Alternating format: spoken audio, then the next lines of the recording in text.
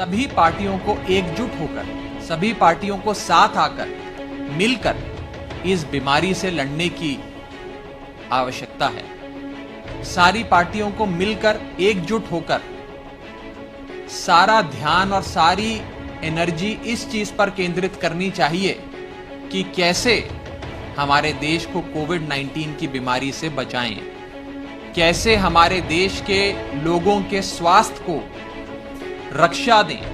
ऐसे समय जब सबको मिलकर काम करना चाहिए, क्योंकि ये मानव इतिहास की सबसे बड़ी महामारी है। ऐसे समय हमारा देश ये देख रहा है कि एक पार्टी है जिसके विधायक बिक रहे हैं और दूसरी पार्टी है जो वो बिकने वाले विधायकों को खरीद रही है। एक तरफ एक सरकार है जो अपनी सत्ता बचाने के प्रयास में लगी है और दूसरी ओर एक ऐसी पार्टी है वो सरकार को गिराने में लगी है। गंदी राजनीति और बेहद दुखदाई दृश्य आज पूरा देश राजस्थान में देख रहा है। जो राजनीतिक नाटक और जो गंदी राजनीति के दृश्य आज देश का एक आम नागरिक, एक आम वोटर देख रहा है, वो हर व्यक्ति को बहुत दुख और पीड़ा दे रहा है।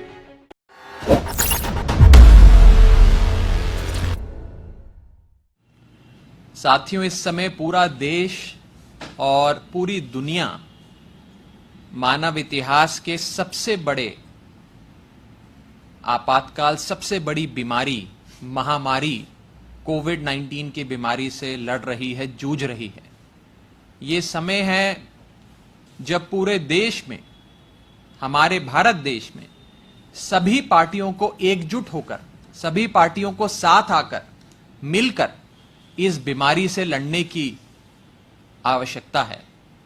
सारी पार्टियों को मिलकर एकजुट होकर सारा ध्यान और सारी एनर्जी इस चीज पर केंद्रित करनी चाहिए कि कैसे हमारे देश को कोविड-19 की बीमारी से बचाएं, कैसे हमारे देश के लोगों के स्वास्थ्य को रक्षा दें, कैसे हमारे देश में कोविड-19 बीमारी से हो रही मौतों को कम किया जाए, मृत्यु दर को नीचे लाया जाए। सारी पार्टियों को मिलकर जहां यह देखना चाहिए कि कैसे हर राज्य के अंदर वेंटिलेटर, आईसीयू और बेड्स की व्यवस्था बेहतर करी जाए, बढ़ाई जाए, कैसे रिकवरी रेट बढ़ाया जाए। एक ऐसे समय जब सबको मिलकर काम करना चाहिए, क्योंकि ये मानव इतिहास की सबसे बड़ी महामारी है।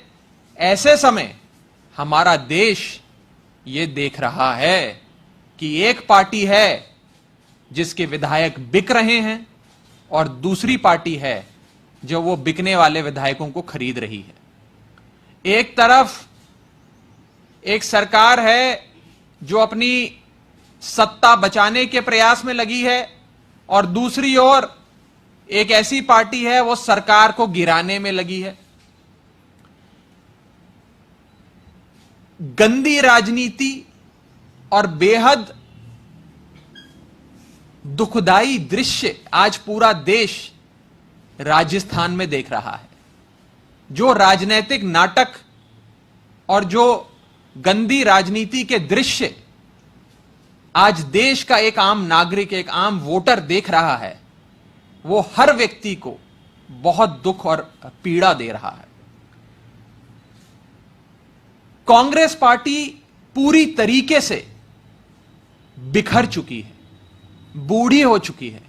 लगभग 125 साल पुरानी कांग्रेस पार्टी आज वेंटिलेटर पर है और हम लगातार ये देख रहे हैं कि राज्य के बाद राज्य, राज्य दर राज्य कांग्रेस पार्टी अपने वोट बेचती जा रही है, अपने विधायक बेचती जा रही है। आप गोवा का उदाहरण ले लीजिए। गोवा में गोवा की जनता ने कांग्रेस को बड़ी उम्मीद के साथ वोट दिया और कांग्रेस की सरकार बनाई, और हमने देखा कि कुछ दिनों के बाद कांग्रेस ने अपना वोट, अपने विधायक बेच दिए और वहां पर भारतीय जनता पार्टी की सरकार बन गई। कर्नाटक का उदाहरण ले लीजिए।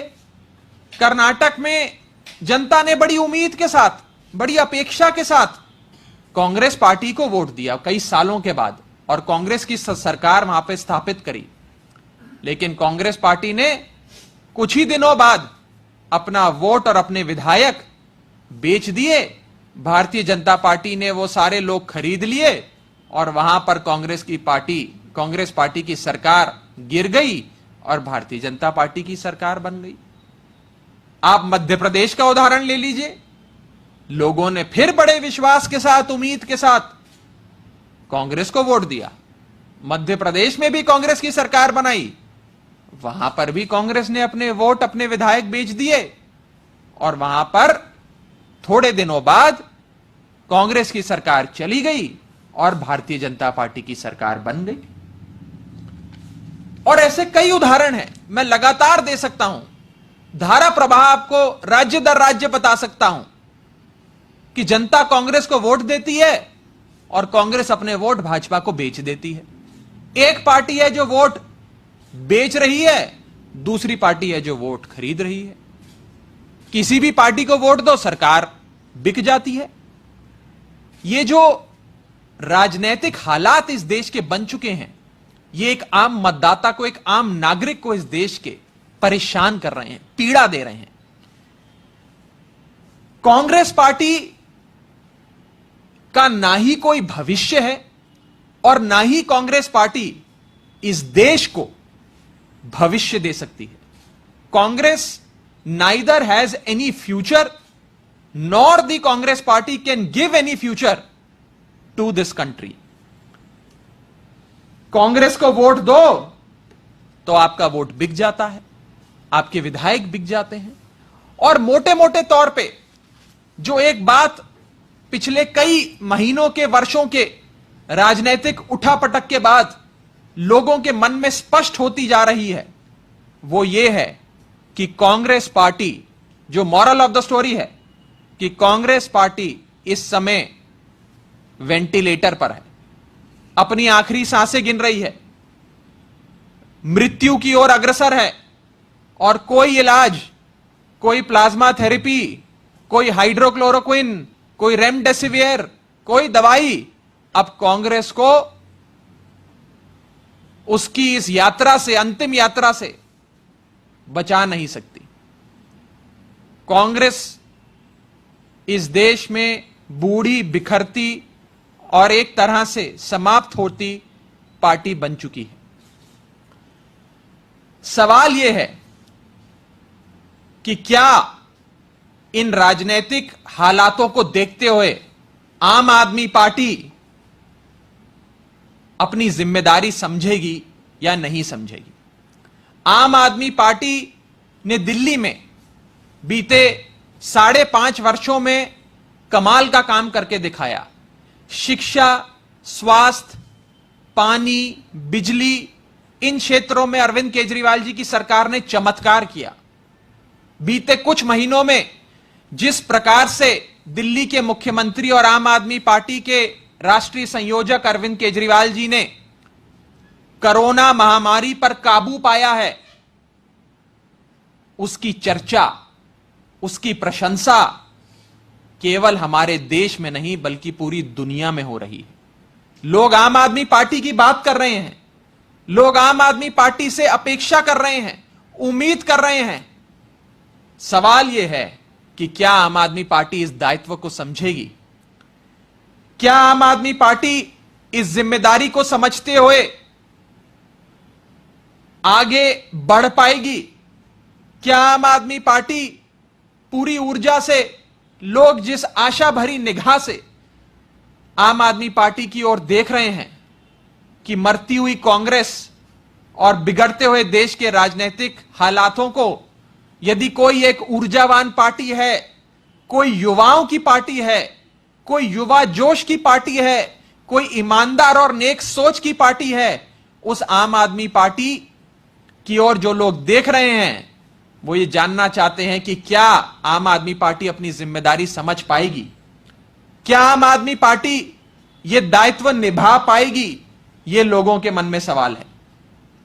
ये समय बताएगा, ये समय बताएगा कि क्या आम आदमी पार्टी ये दायित्व समझ पाएगी कि नहीं समझ पाएगी।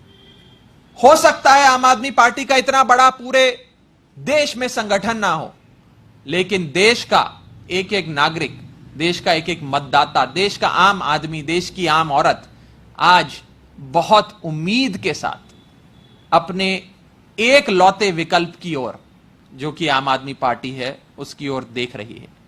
सवाल यह है कि वेंटिलेटर पे जो आईसीयू में जो कांग्रेस पार्टी पड़ी हुई है, जो मृत्यु की ओर अग्रसर है, क्या उस कांग्रेस पार्टी की समाप्ति के साथ साथ आम आदमी पार्टी इस जिम्मेदारी को समझते हुए अपना दायित्व निभा पाएगी या नहीं निभा पाएगी? यह एक ऐसा सवाल है, मुझे लगता है, जिसका जवाब आने वाला समय देश के सामने रखेगा।